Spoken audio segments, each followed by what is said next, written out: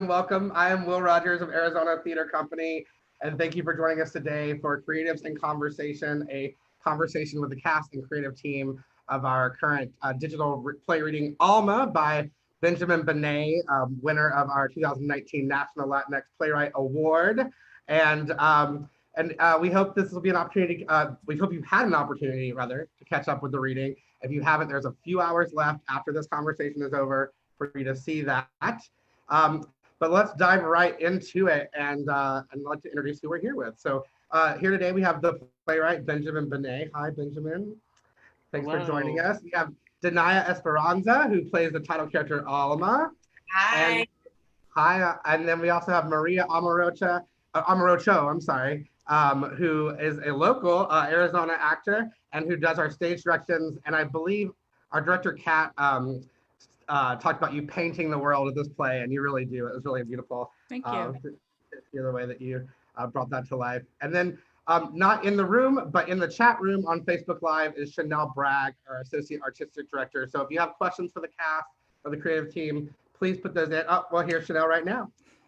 Thanks for joining us, Chanel. I'd love to just go around the room, the virtual room, that is, first, and just to meet all of you, and maybe tell us where you are now, where you're from, and how you came to Alma, or maybe Benjamin, in your case, how Alma came to you. But why don't we start with you, Benjamin? Yeah, for sure. So I'm originally from Los Angeles, California. Currently, I am with my family in Tacoma, Washington, but I've been based on the East Coast for the past couple of years in New Haven, Connecticut. And I began working on this play back in 2016, actually before the last election. And then post-election, felt an urgency to continue to work on the story and continue to develop it during a fellowship with the Playwright Center. And it's just been a journey of the play and myself growing up alongside each other for the past few years. Awesome. Thanks, Benjamin. Maria, how about yourself? Hi. I grew up in Louisville, Kentucky, and went to college in Ohio, and came out here first time in '85 to work with Actors Lab Arizona in Phoenix, and living in Phoenix ever since, raising a family here and doing theater whenever I can. And Lane Romero submitted me as the stage directions reader for Alma, and I'm very grateful. Excellent. Well, we're lucky to have you. Thanks so much for being with us. And Danaya, how about you? Hi. I am currently in Tampa, Florida. I'm originally from Cuba, and I'm usually based in the Bronx. I came to Alma serendipitously. I was contacted by Kat, I think 3 or 4 days before a workshop production of Alma in Denver, the Denver Center. And they'd lost an actor and needed someone. Heidi Griffiths at the Public recommended me, and it's been a joy ever since. That was February, right before everything shut down. So we actually got to work together and touch each other in person on this play. And then thankfully, because it was a Zoom reading, I got to be part of this production. We are lucky to have you as well. Thank you so much. It was a beautiful performance. And I guess I would like to start with Maria and Danaya, just talking about when you first read the play, what were your first takeaways? What really stuck to your bones after that first reading? What kind of shoot at your brain? Well, for me, I grew up with a single mom. Also, Spanish was my first language.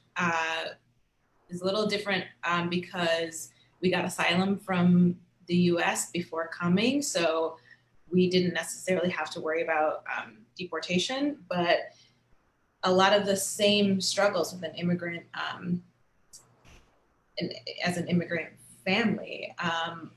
My mom's education didn't transfer over to the US, so she had to start again.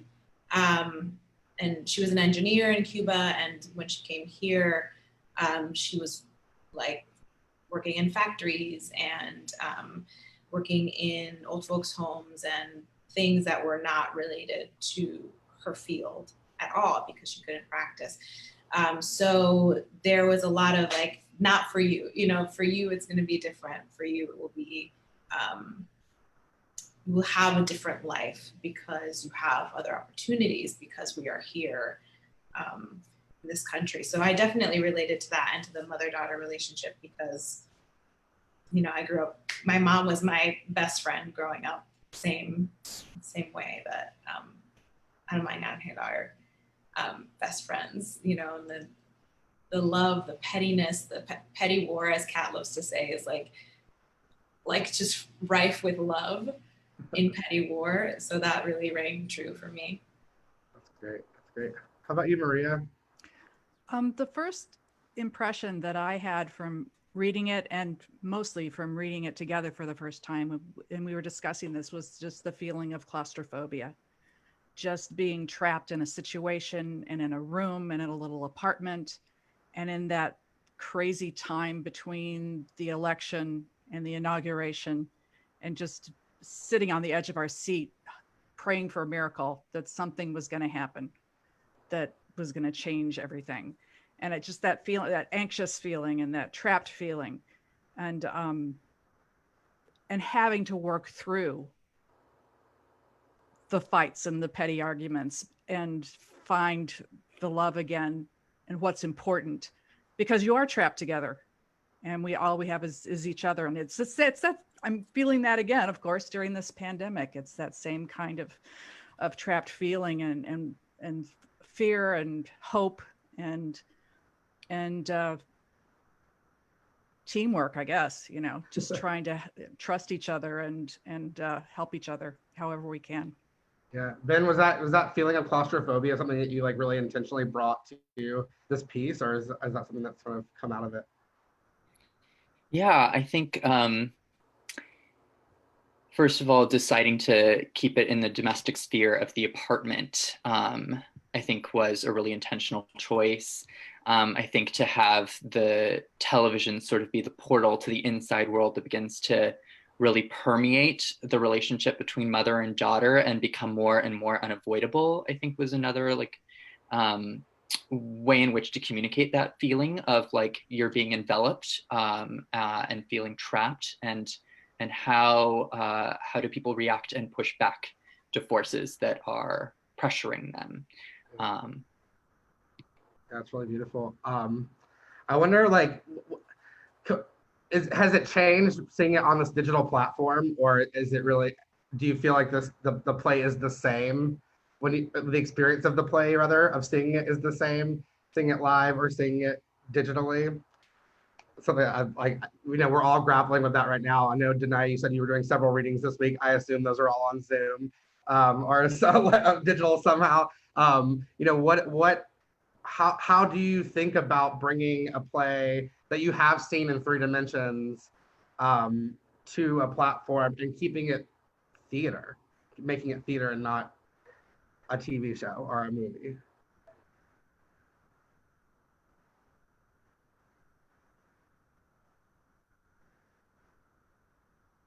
I mean, I'm super curious to hear, if you don't mind tonight, being put on the spot, but as a performer, like what that was like, taking it from like a stage format into this. And I think this would be an awesome question for Kat. I can speak to it a little bit, but I think as a performer that might help us glean something really useful.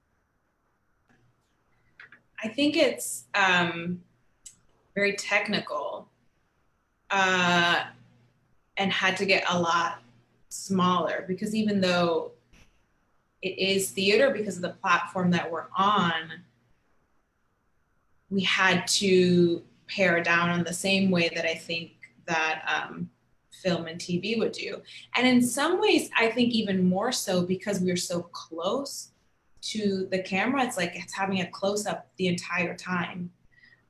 So Kat talked a lot about in rehearsals that like we can see the changes, we can see the emotion on your face, and that's enough.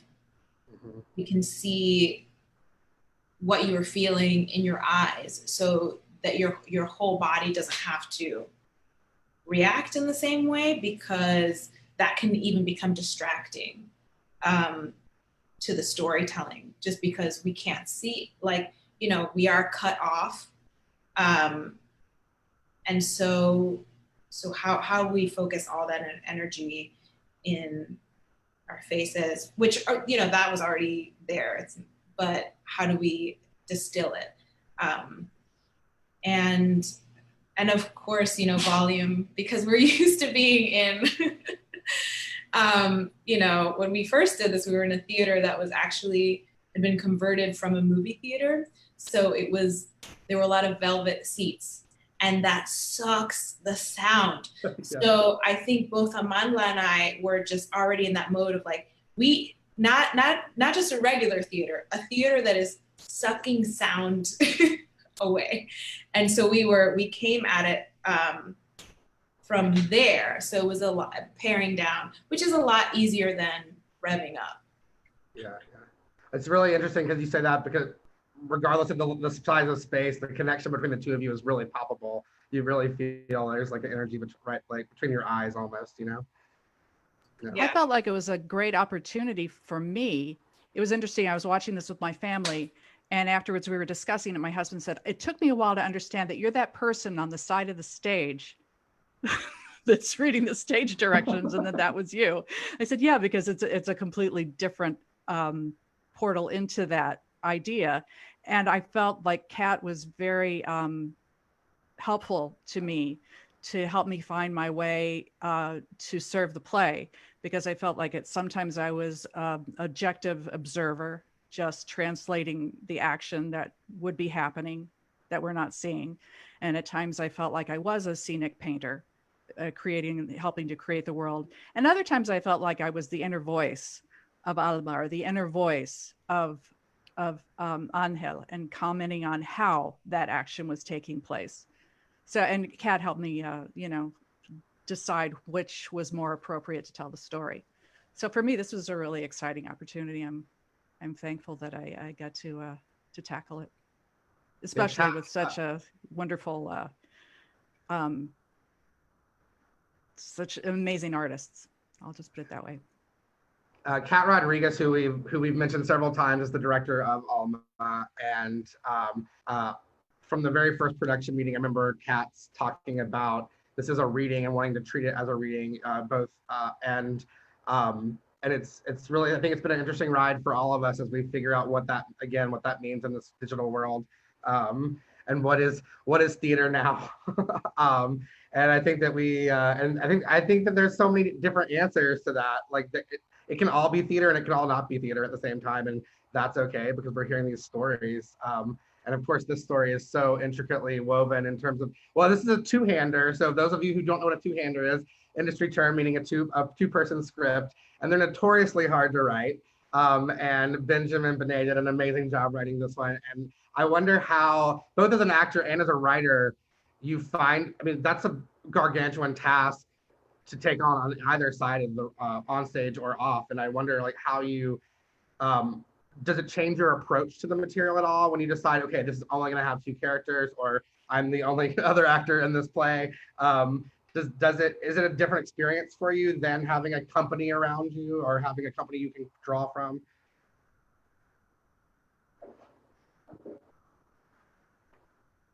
Benjamin.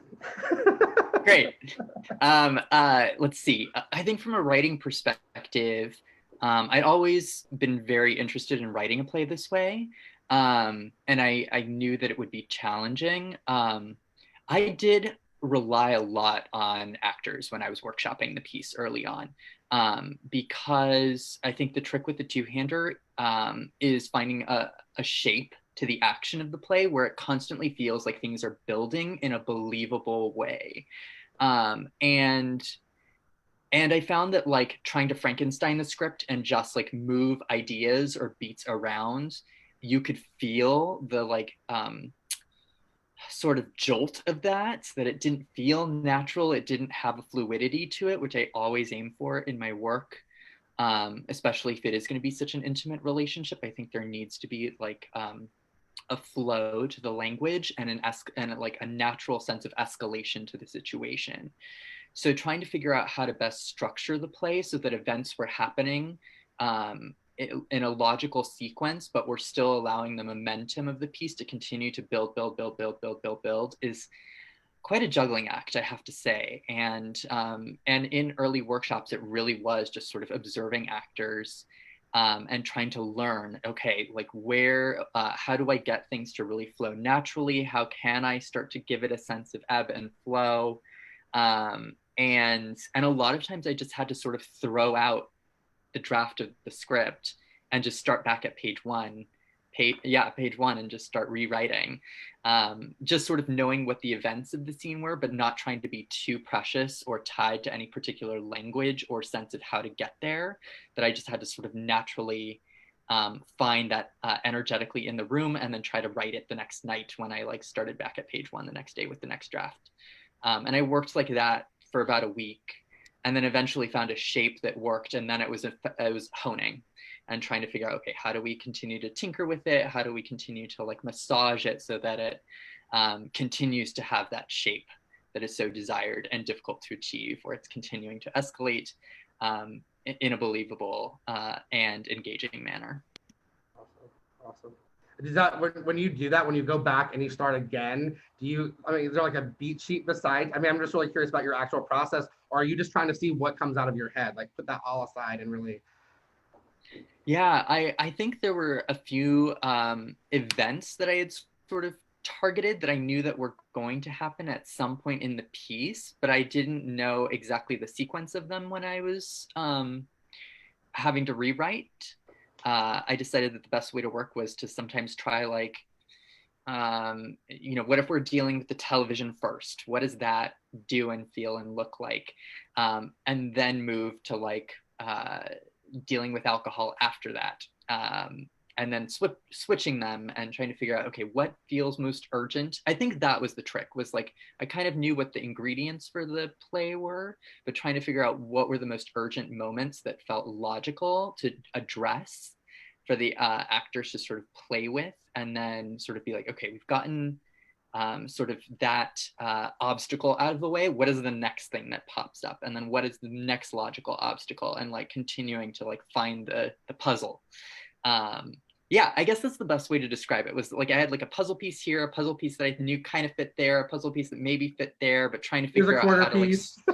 Yes, exactly. And then just trying to figure out like, okay, how do I make it more complete? How do I string it all together was sort of like the biggest challenge, I think, which has to do with structure. Cool, that's excellent. Danaya, this question just came from the chat room, but the question is, you made surprising choice to hold your mother character back from angry lines with a smile on your face and gentleness towards your daughter. How did this happen? Did your own mother inspire you? Yes, my mom definitely inspired me.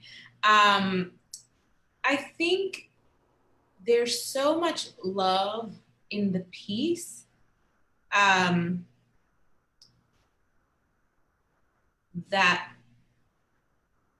That's the root of everything, right? Like the reason that ALMA and Angel are in this country is because of love. The reason that, ALMA says to Angel, like, you would do this, you would cross a desert and a river while you were pregnant if you had to, because you just would. And, to her, that's her Angel, it's her angel that was in her vientre, so I think that once I realized, and also I think just from reading the play, but also Kat and Ben emphasize that everything that happens in this play is because of love. They lie to each other because they love one another.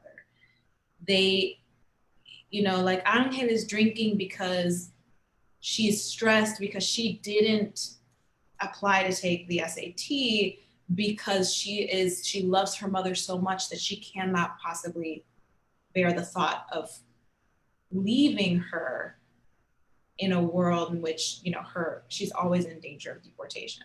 So everything comes out of love.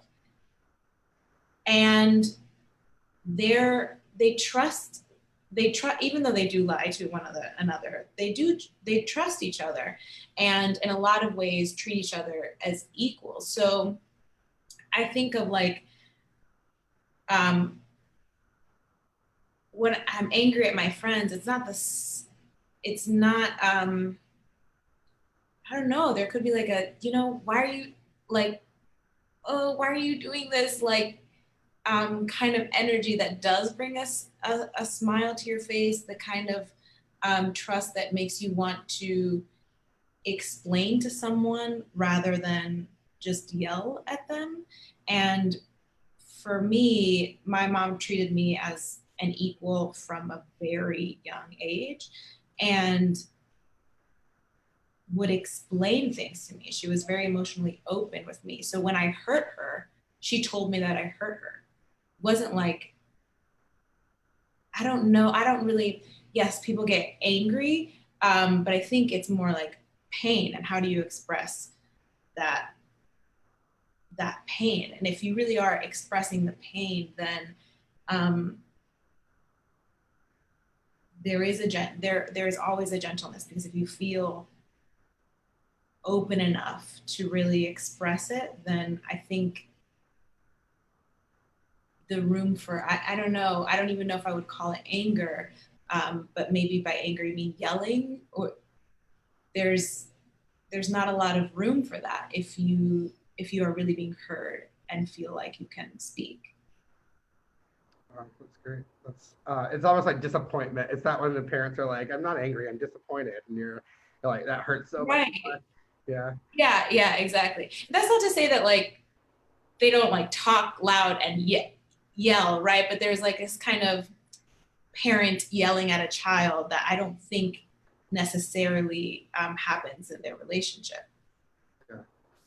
Sometimes you have to beat her with a flip flop and to get your point across. Right. Which is also like part of petty war. We worked a lot on that, especially the first fight, because it's not it isn't really like, it's not threatening, and I don't think it's meant to be threatening. It's more like a, I'm your mom, and I'm gonna prove to you that I'm your mom by treating you like a child. But it's a kind of, it's a kind of game, and they both know the stakes. Thank you. I don't know, maybe you can talk about that more, Ben, but that's how I feel. I was going to bring Ben, this is a question for you directly, so it might tie in, but Monica Bauer in the room asked the spiritual elements near the end reminded me both of the ending of the piano lesson and the humans. How important is the element of magical realism to the play? And is this magical realism? I was thinking about this earlier, like, is this magical realism? I'm not sure. Yeah, totally. Well, speaking first to like this idea of spirituality, I think that's incredibly important in all of my work. I think all of my work to some extent has something to do with faith, and this idea of like hope, and how hope pulls us through moments where we're flirting with despair. I think that's something that shows up time and time again in my work, as well as a connection to history, ancestry, how the past is always sort of an overlay on the present, and how it always informs the present moment. I think those are just ideas that I return to time and time again in the way that I create my work. In terms of the magic realism, I love this question. It's so technical. I personally don't call my work magic realism, because when I think of magic realism, I think of this like long history of like Latinx writers like Marquez and like Jose Rivera, whose work, to be honest with you, I would say like Marquez in particular, I'm not very well versed in. So I can't say that I'm writing work that is based on a tradition that they're in the vein of. But I do believe in sort of, I think this is another really important distinction to make. My understanding of their work is that in magic realism, magic is treated as a fabric of the world and sort of as a fact of it, right? Like somebody has a pair of wings and people might go, oh, that's interesting. That person has wings. I don't have wings, but it's not like this like necessarily like bizarre or inexplicable experience, right? Like fish can start raining from the sky and characters just sort of accept that that is possible in the world if it's a magic realism piece. In my work, I think I'm more after trying to express externally what the characters are feeling internally. So to use an example from this play, like when Alma is feeling incredibly overwhelmed and trapped by the television, it becomes like this auditory effect in the state in the theater, so that we understand exactly what she's experiencing internally, and then she's given the ability to like use her voice against it, and it also like manifests in a theatrical way where she's able to like basically do a battle of like of voices with the television. And to me, that feels more like expressionism, not really magic realism. So I think my work is using more like expressionistic techniques more than what I would call magic realism. Great. Thank you. I'm going to jump to a question by Richard Thompson, one of our cohorts, who wrote in our chat the other night. This is mostly for Maria and Denaya. A question about how you navigate in theater, finding roles that you connect with that are not directly tethered to the color of your skin. And is it difficult to be cast in roles that is not so easily defined as a character that happens to be, that you might physically resemble? I can ask that again if that, if I need to go through that one more time. But is it difficult to be cast in a role that is not so easily defined as a character that you happen to physically resemble? No, it's not difficult, I don't think. For me specifically, most of my training is in playing characters who were not written for someone who looks like me. So finding humanity, like in Shakespeare or in Chekhov, like those characters historically were not Afro-Latina women. And in Shakespeare, even the characters that were women were played by men. So historically, those roles are not for me, but I think in great writing, there is humanity and we all have that in common. Maria, do you have any thoughts on that? I think my perspective might be a little different because of the time that I started in theater. I wasn't interested in or really exposed to theater much in high school. It was in college where I was literally taken by the hand and dragged to the theater and said, you need to audition for this, because I went to a small liberal arts college and I could sing above the staff and there weren't a whole lot of people there who could. And so I was told, you have to audition for this musical because you're the only one who could sing above the staff. And that's when I discovered theater. And so I kind of, and that was the late 70s, early 80s. And so that was a time when colorblind casting, as we would say, was not accepted or even thought about.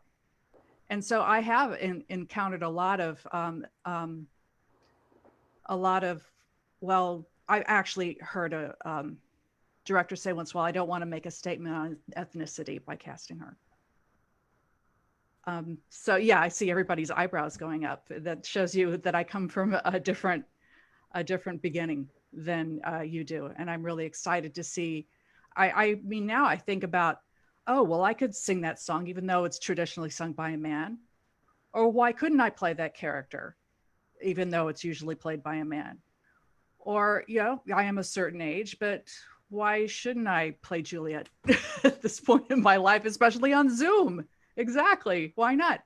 And so I find a freedom now in casting and exploration of what kind of qualities, interior qualities, does someone bring to a role, rather than this is what the role should look like. Like, I never even thought about auditioning for Oklahoma. You know, why would I? But now, why not? You know, so it's a different, it's a discovery for me. I'm very excited about this time in theater, and maybe even what's happening with theater right now is bringing in different ideas and different acceptance, and why not do it this way, or why not yeah, we're talking from Florida and Washington and Phoenix right now, and that's how we did the play, from all those different places.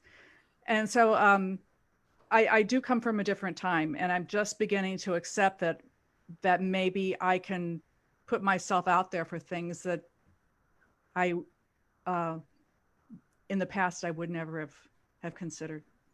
That's great. Yeah, we talk a lot about how, you know, there's so many drawbacks in this moment, but there's also these silver linings of, you know, we are the State Theater of Arizona.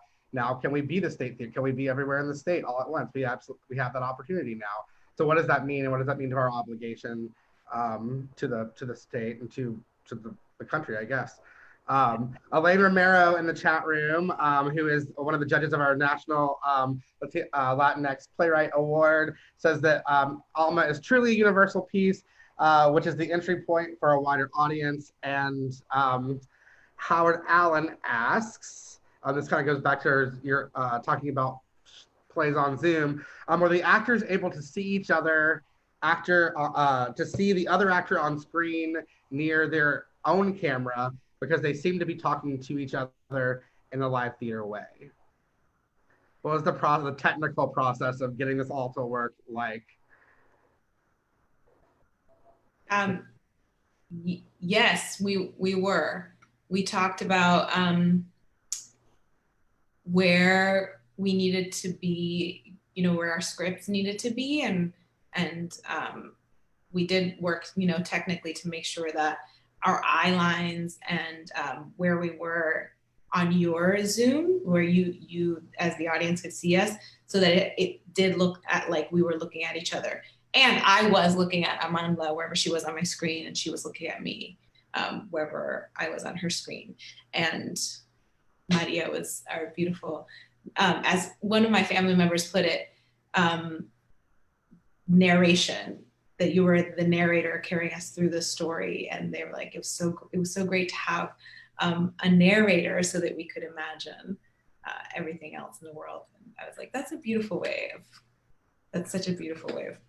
yeah. And it was exciting for me to be able to see the interaction between you, because it gave me, it showed me where to come in and what time, letting you get through your moment.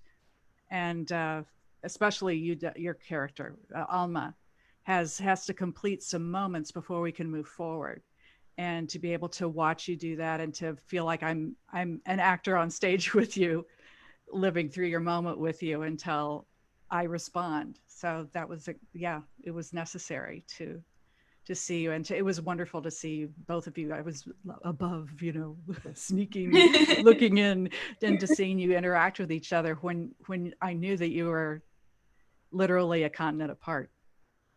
Yeah. Did you have the conversation tonight about? So I'm very curious of this. Just like, did you try looking at the camera and then looking at like the person on your? You said you were looking at the person on your screen. We didn't try looking at our cameras as if we were looking at each other.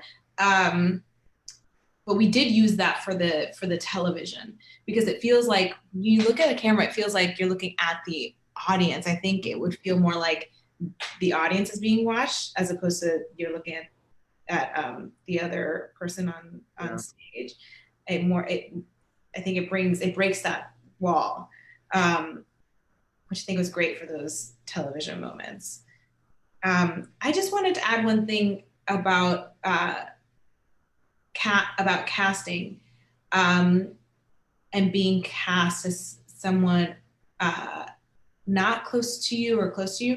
I mean, like Maria said, we've had different experiences, And I am so grateful to be cast as someone close to who I am, because actually that isn't my experience. And I think it's so, so important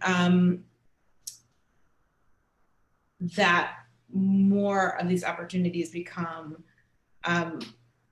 available, because I'm Afro-Latina, but because I live in the US and the system has made it so that most of people from the US see Latinos as in a specific way that does not look like me.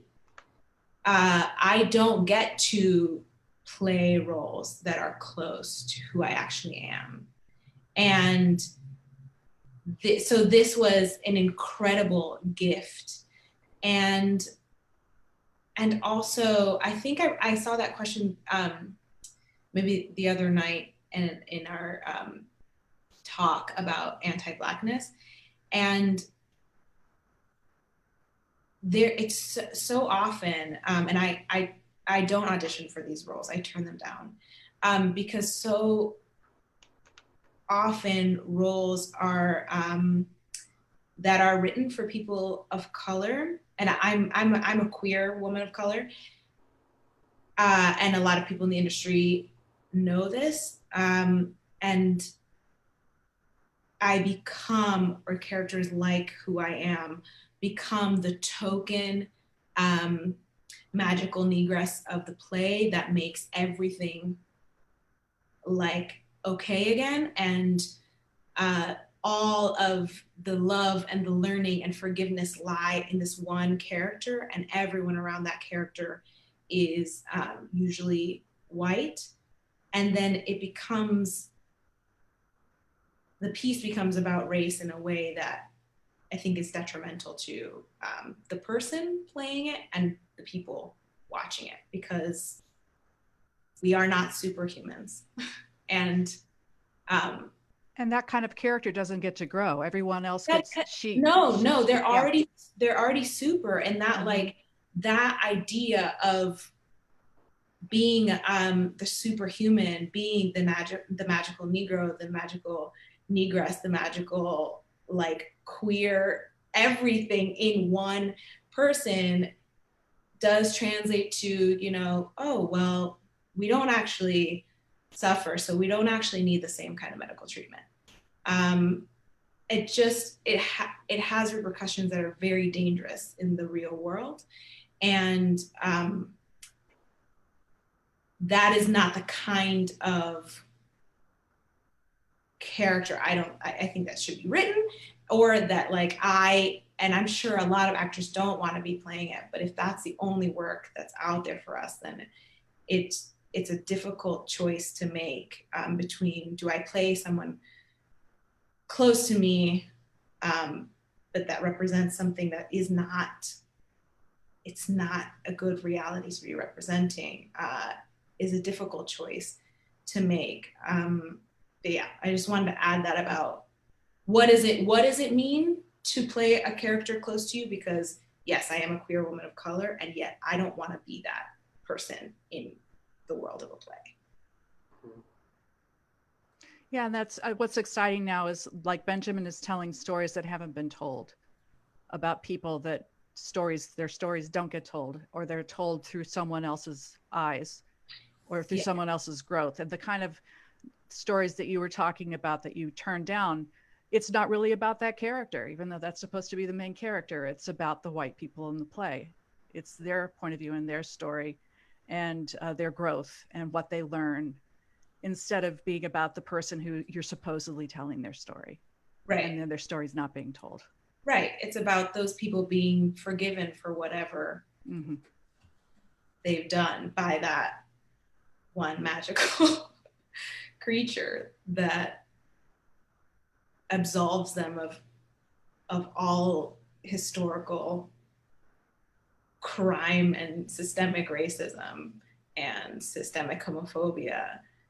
It's and a lot of new work is being written like that. So I think something to, whoever asked that question, to keep your eye on and see what kind of work is actually ringing true, because I would much rather play a real human being that was not meant for me than someone that is not that is not really a human being. That is the idea of you're putting a whole people into one, or several peoples into one body, and I think that that's really dangerous. They become a device rather than a character. Yeah. Yeah. If Kat Rodriguez spoke very eloquently on that on Hang and Focus last week, which is still up online. So if anyone would like to hear more about that, she had some awesome things to say on that topic, as well as Benjamin did as well. Were you going to add something, Benjamin? Well, like you were about to say something.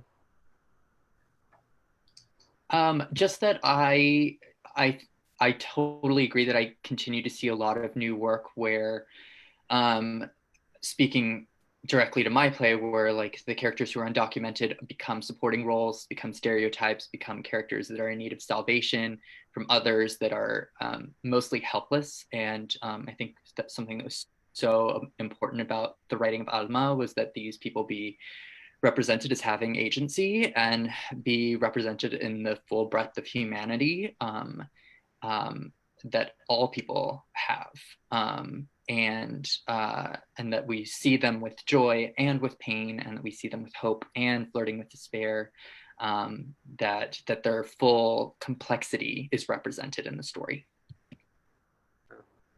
Do you guys are talking about sort of like larger trends in theater and how that may or may not be changing over time. I wonder also, like in this moment of COVID and quarantine, where so much is happening digitally, do you see that changing the work as well, or has it changed the way you are thinking about the kind of work you do or want to do?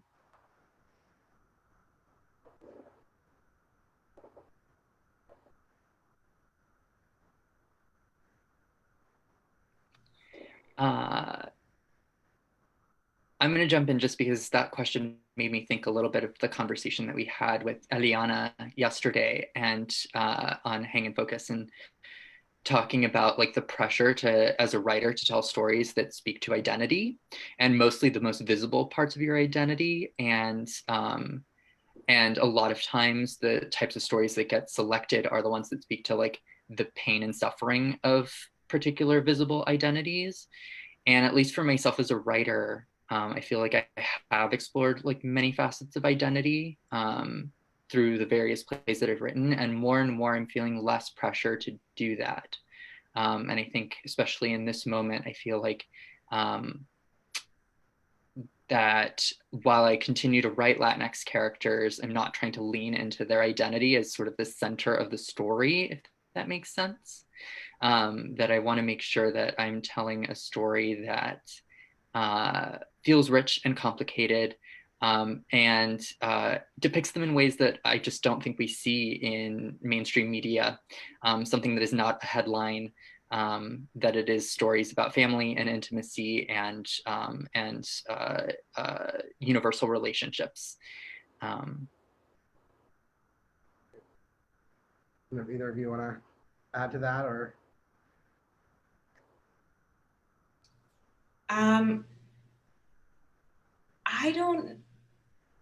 We haven't been in this format for very long, but I do feel that I feel grateful to be able to work with people that are in different states, in different countries, that I wouldn't necessarily be able to work with. I mean, even working with Arizona, I feel like that I don't know if that would have happened if we weren't on Zoom,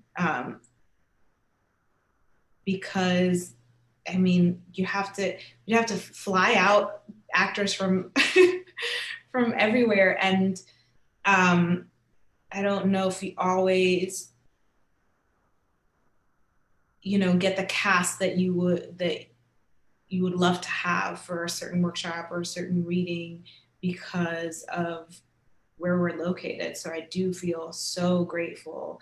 And in some other readings that I'm doing, working with people in different countries that don't always get these opportunities. So I'm grateful for myself, and I'm grateful for them. The visibility that those artists are getting now, and hopefully, you know, this teaches us something about how we can actually work globally. I don't know. I don't know how it'll evolve, but I am excited for that. Yeah, it's gone from complete despair and thinking, what do I do? Who am I? What am I? To, oh, I would have never made these connections. I would have never had this experience. And I do a lot of work with new plays here in Phoenix. There are a lot of new works festivals actually that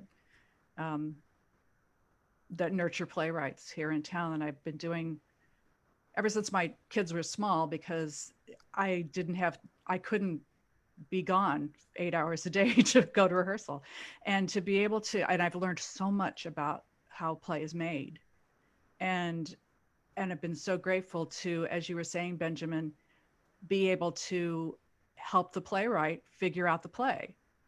And that it is, I'm so grateful for that. And it's so exciting to me. And so I really hadn't thought about how the thing that I love most, which is new work, is something that I can be even more integral to and participate in during this time, when I was mostly thinking about, I'm never going to set foot on stage again, or what opportunities are passing me by, or that were lined up that aren't going to happen. But I've been workshopping helping workshop a play at Phoenix Theater that we're going to do our second workshop of it, because she found that there were some things that needed to be really, really changed. And so that's really exciting. I hadn't really thought of that being my focus. I just thought everything was lost, but it's great to have something found. I love that. That's beautiful. That's a beautiful sentiment for this moment. We're coming to the time of to the end of our time together, and first of all, I want to say thank you for all of your time and talent, and for bringing ALMA to us and letting us be part of the journey of this play. It really has been important, and an important experience for everyone on staff. And we have a little tradition. We do a live podcast every Friday. Benjamin has been a guest a couple times recently. And on that podcast, it's called Hang and Focus. We ask all of our guests to bring a word, something that's on your mind right now. It can be big or small. It doesn't really matter, but something that you are thinking about. And I'd like to invite, I'd love to close out the day or the conversation by asking what word is on your mind right now. And since you're a vet at it, Benjamin, we'll start with you. For sure. So my word today is family. Particularly this week, I've felt very supported by my biological family. I've been very fortunate to get to spend the past few weeks with them, which is the longest stretch of time that I've spent with them in years. And also I'm thinking about the families that we make, like this beautiful team that I've gotten to spend time with over the past couple of weeks. And just all the support and love that I feel from those communities. Thanks. Maria? I was thinking along those lines too. And so the word that keeps coming to me that I kept trying to throw away, but it keeps coming to me, is communion, is to be able to connect with people. I even just had a wonderful hour with both my sons yesterday, I believe it was. We were just sitting around, and I just thought, I never have this.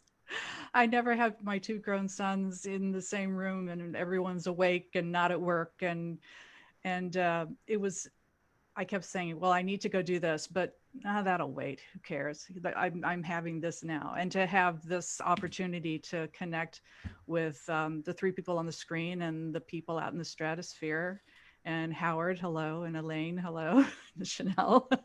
The whole communion is I'm very grateful for, and just feeling connected when when we've all felt so isolated. Thanks, Maria. Denaya, what word do you have for us?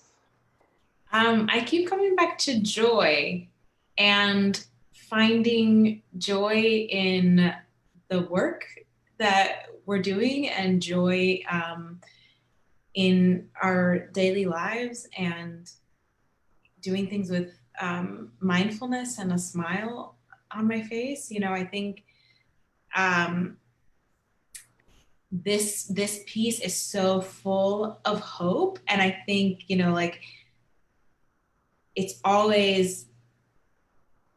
it's easy to fall into despair, I think. And so I keep just telling myself, okay, just do this.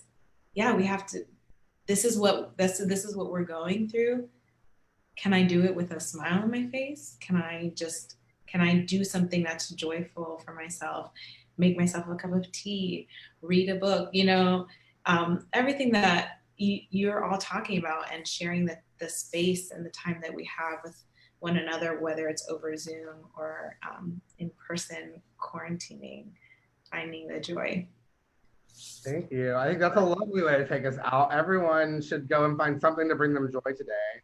And if you have not seen ALMA, you still have a few hours left, so check that out. And if you're interested in this conversation and more of this conversation, we did a town hall. We've done 2 episodes of Hang in Focus centered around this play and the National Latinx Playwright Award. So please check that out. You can find all the information on all of that on our website, Arizona Theater with an RE.org. And next month, September 15th, we will be premiering our next digital reading of Wendy McLeod's Slow Food. So don't miss that.